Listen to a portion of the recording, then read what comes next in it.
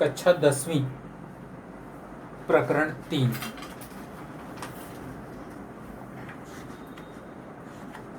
प्रकरण 3 में page number 59 पर आओगे। हेडिंग देखोगे, लिखा है वृत्तचाप। इसे कहते हैं छेदन रेखा, इसे कहते हैं छेदन रेखा। छेदन रेखा से वृत्त के दो टुकड़े हो गए। एक केंद्र के निचले हिस्से में जो छोटा टुकड़ा है, इसे कहते हैं लघुचाप।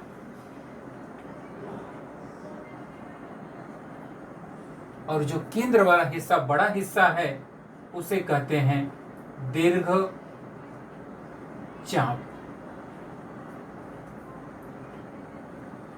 दूसरे हिस्से में आओगे। वृत्त में केंद्र से दो किरणें गुजर रही हैं, एक OA, एक OB। रेख OA, रेख OB वृत्त की त्रिज्या है। इन दो किरणों से जो कोण है, इसे हम थीटा के द्वारा दर्शाते हैं। इसे कहते हैं केंद्रीय कोण। केंद्रीय कोण। और इस केंद्रीय कोण से हिस्से में जो चाप है, इसे कहते हैं लघुचाप। और जो बड़ा वाला चाप है, इसे कहते हैं दीर्घचाप।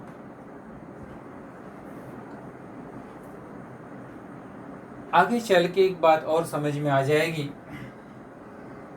इस पूरे हिस्से को द्वैत्रिज भी कहते हैं। आगे हिस्सा मिलेगा, हम बताएंगे। और इस पूरे हिस्से को हम वृत्तखंड भी कहते हैं।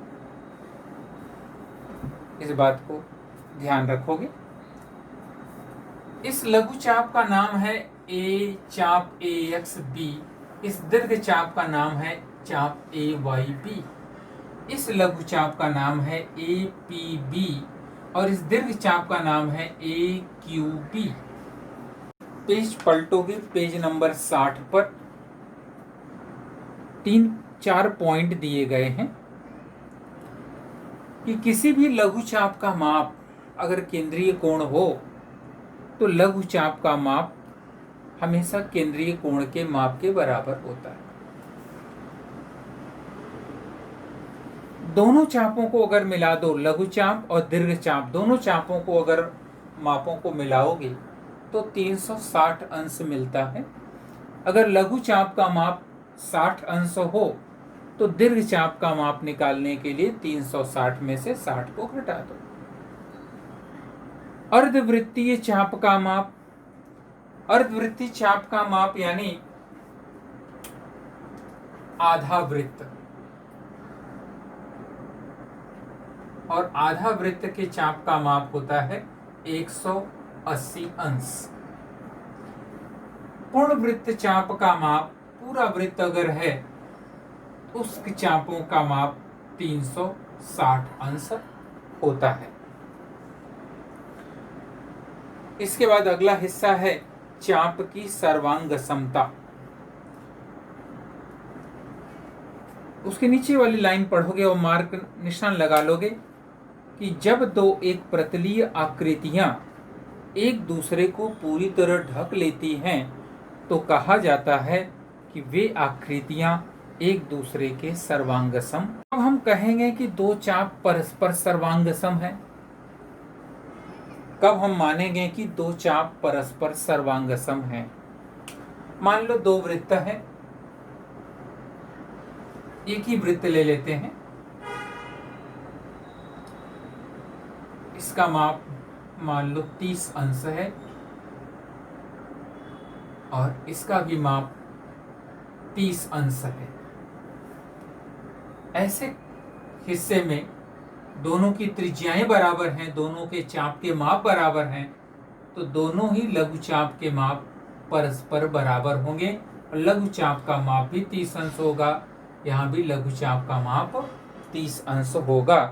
तो अंतिम लाइन ध्यान दोगे, दो चापों की त्रिज्या और माप अगर समान हो तो वे दोनों चाप परस्पर सर्वांगसम होते हैं। मान लो एक वृत्त है, उस वृत्त में ओ केंद्र वाले वृत्त में ए, बी और सी 3 बिंदु हैं। हमने कहा चाप ACB, मेजर चाप ACB बराबर, इसके रास्ते में दो चाप मिलते हैं, एक तो AC और दूसरा CB। तो मेजर चाप AC प्लस मेजर चाप CB या BC, इसे कहते हैं चापों के मापों का योग गुणधर्म। पेज नंबर 61 पर कुछ प्रमेय दिए गए हैं, उन प्रमेयों को ध्यान से देखोगे। लिखा है एक ही वृत्त के या सर्वांगसम वृत्तों के सर्वांगसम चापों की संगत जीवाएं सर्वांगसम होती हैं। वृत्त चाहे एक हो या दो, अगर उनके किताब में एक चित्र दिया गया है, किसी एक वृत्त में सर्वांगसम चापों की संगत जीवाएं,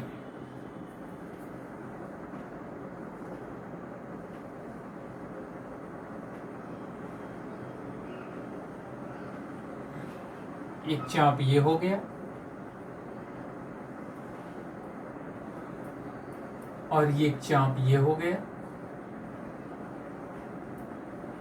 मान लो A, B, C, D, O। Major चाप AB बराबर मेजर चाप DC। एक ही वृत्त के सर्वांगसम चापों की संगत जीवाएं सर्वांगसम होती हैं। अगर दोनों चाप बराबर हैं, A और B से मिलने वाली जीवा AB और जीवा, इसलिए जीवा AB सर्वांगसम जीवा DC। इसके नीचे वाला हिस्सा देखोगे, इसी का उल्टा है, विलोम है। एक ही वृत्त की या सर्वांगसम वृत्तों की सर्वांगसम जीवाओं के संगत चाप सर्वांगसम होते हैं। मान लो वृत्त यही है, विलोम में मान लो ये दोनों चाप के माप हमें पता नहीं है। मान लो इसकी लंबाई 5 है और इसकी भी लंबाई 5 है, यानी जीवा AB सर्वांगसम जीवा DC है। तो मेजर चाप AB बराबर मेजर चाप DC, इसलिए चाप AB सर्वांगसम चाप DC। दूसरा वाला हिस्सा पहले वाले हिस्से का विलोम है। पहले वाले में कह रहा है कि अगर चाप सर्वांगसम हो तो दोनों जीवाएं परस्पर सर्वांगसम होती है। विलोम में कहता है कि एक ही वृत्त में या सर्वांगसम वृत्तों में यदि जीवाएं सर्वांगसम हो तो उनके संगत चाप परस्पर सर्वांगसम होते हैं। प्रश्न संग्रह 3.3 में C केंद्र वाले वृत्त में G, D, E और F 4 बिंदु हैं। कोण ECF का माप 70 अंश है। ये माप 70 अंश है, इसलिए इस चाप का माप भी 70 अंश होगा। चाप DGF का माप 200, इस चाप DGF का माप 200 है। पूछा है कि चाप DE और चाप DEF के माप ज्ञात करो। तो पहले सवाल का जो माप उसमें दिए हैं किताब में, पहले उनको नोट कर लो। दिया गया है कि मेजर चाप DGF, मेजर चाप DGF बराबर 200 अंश तथा कोण ECF बराबर 70 अंश है। ये बात हमें दी गई है। अब पहला हिस्सा हम सरल करेंगे। पूछा गया है कि पहले प्रश्न में पूछा गया है कि चाप DE का माप कितना होगा। तो पहले EF 70 होगा, केंद्रीय कोण 70 है, तो ये 70, ये 200 है। 300 में 60 में से दोनों को घटा दो तो मेजर चाप DE का माप मिल जाएगा।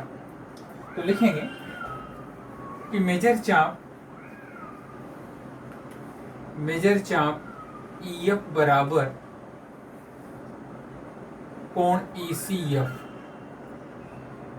बराबर 70 अंश।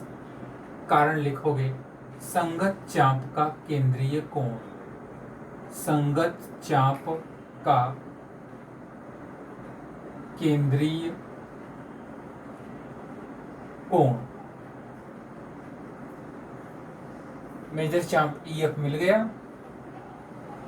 वृत्त पर स्थित तीनों चापों के मापों का योगफल 360 अंश होगा। तो मेजर चाप DE प्लस मेजर चाप EF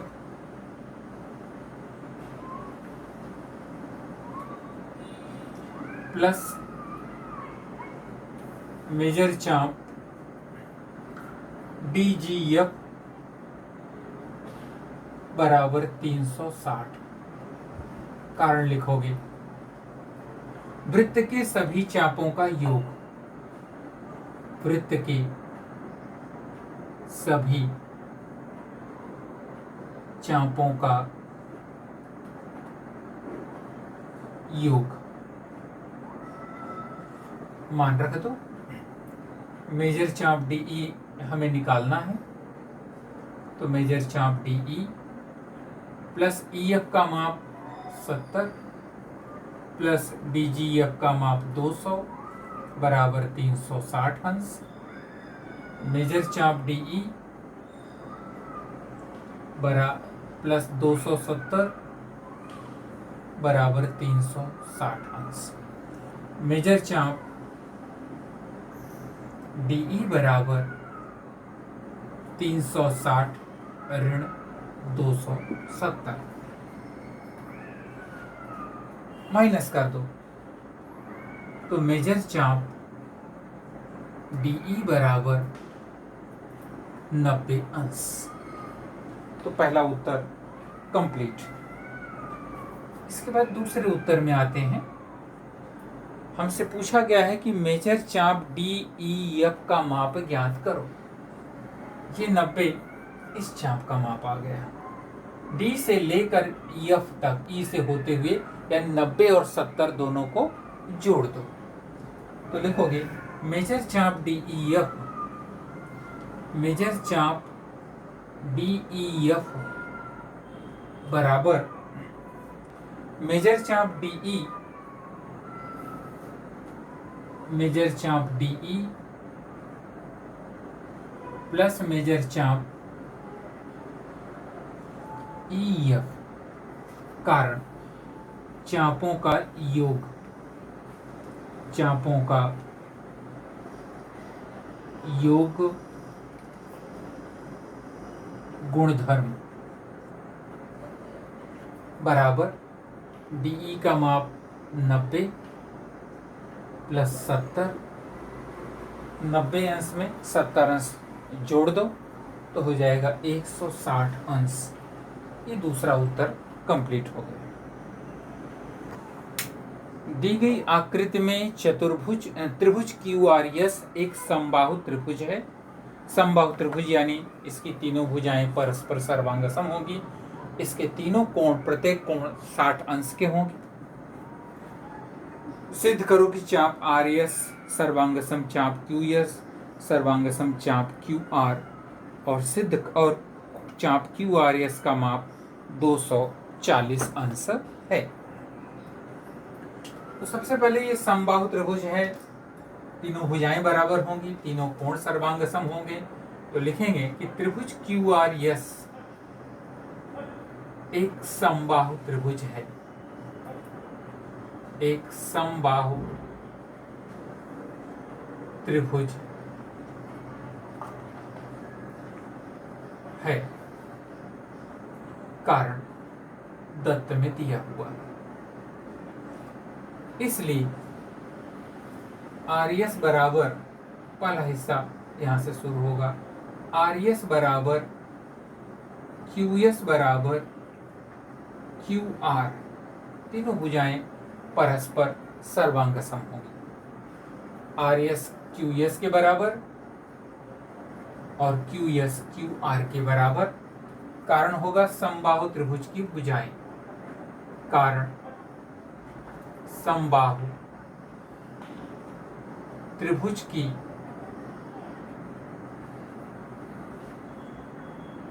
भुजाएं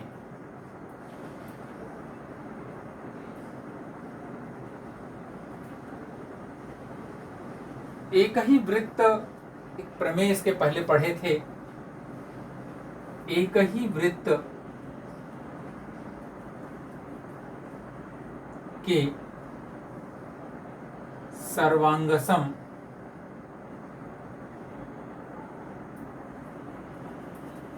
जीवाओं, सर्वांगसम जीवाओं के संगत चाप सर्वांगसम होते हैं। सर्वांगसम होते हैं। कारण प्रमेय। इसलिए चाप RS सर्वांगसम चाप QS सर्वांगसम चाप QR।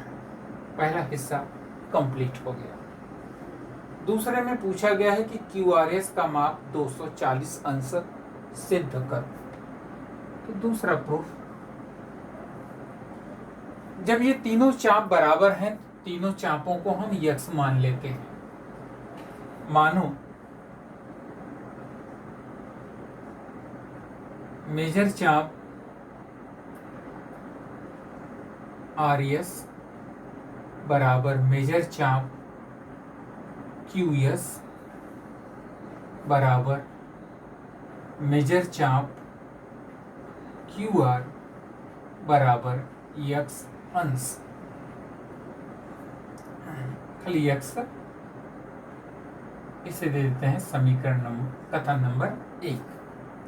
वृत्त के सभी चापों के मापों का योगफल 360 अंश होता है। मेजर चाप RS प्लस मेजर चाप QS प्लस मेजर चाप QR बराबर 360 अंश। कारण वृत्त के सभी चापों का योग, वृत्त के सभी चापों का योग। ऊपर दिए गए मानों को भर दो, सब जगह x हो जाएगा। x plus x plus x बराबर 360 अंश। 3x बराबर 360 अंश। x बराबर 360 बटे 3, x बराबर 3 के पहाड़े से 360 को काट दोगे, 12 तिहाई 36, 120 अंश। हमसे पूछा गया है मेजर चाप QRS, तो मेजर चाप QRS बराबर QR प्लस RS, मेजर चाप QR प्लस मेजर चाप RS, और दोनों सबको हम x माने हैं और x का मान 120 आया हुआ है, तो बराबर x प्लस x बराबर 120 प्लस 120 बराबर 240 अंश। प्रश्न नंबर 3 में दी गई आकृति में जीवा AB सर्वांगसम जीवा CD, जीवा AB और जीवा CD दोनों परस्पर सर्वांगसम हैं। सिद्ध करो कि चाप AC और चाप BD परस्पर सर्वांगसम होगा। तो सबसे पहले यहीं से शुरू करेंगे कि जीवा AB सर्वांगसम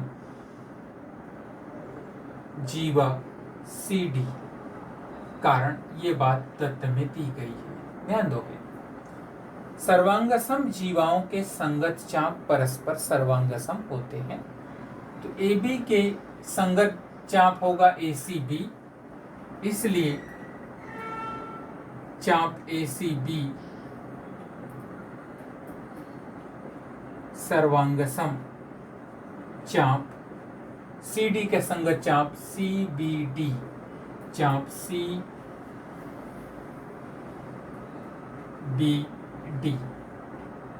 कारण प्रमेय से। सर्वांगसम जीवाओं के एक ही वृत्त में, इसकी जगह अगर बड़ा कारण लिखना चाहते हो तो यहां लिख सकते हो एक ही वृत्त में। अगर प्रमेय या ये कारण प्रमेय न लिख के पूरा कारण लिखना हो तो पूरा कारण लिख दो। एक ही वृत्त के सर्वांगसम जीवाओं द्वारा एक ही वृत्त के प्रमेय नंबर पेज नंबर 61 पर देखोगे, एक ही वृत्त के सर्वांगसम जीवाओं के संगत चाप सर्वांगसम होते हैं। एक ही वृत्त के सर्वांगसम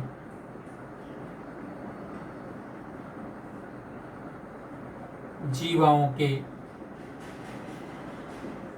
संगत चाप सर्वांगसम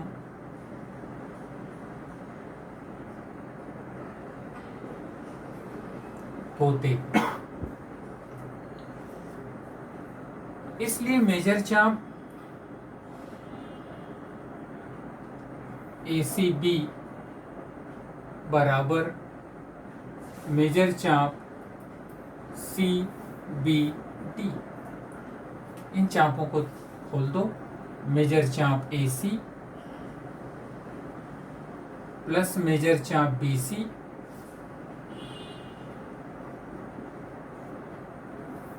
CB लिखो या BC लिखो एक ही बात होती है, बराबर CBD, तो मेजर चाप BC प्लस BD, तो मेजर चाप BC प्लस मेजर चाप BD। दोनों पक्षों में BC BC कॉमन है, हटा दो, इसलिए मेजर चाप AC बराबर मेजर चाप BD। हमसे पूछा गया है सिद्ध करो कि दोनों चाप सर्वांगसम हैं, इसलिए चाप AC सर्वांगसम चाप BD। इसके साथ ही यह प्रश्न संग्रह समाप्त।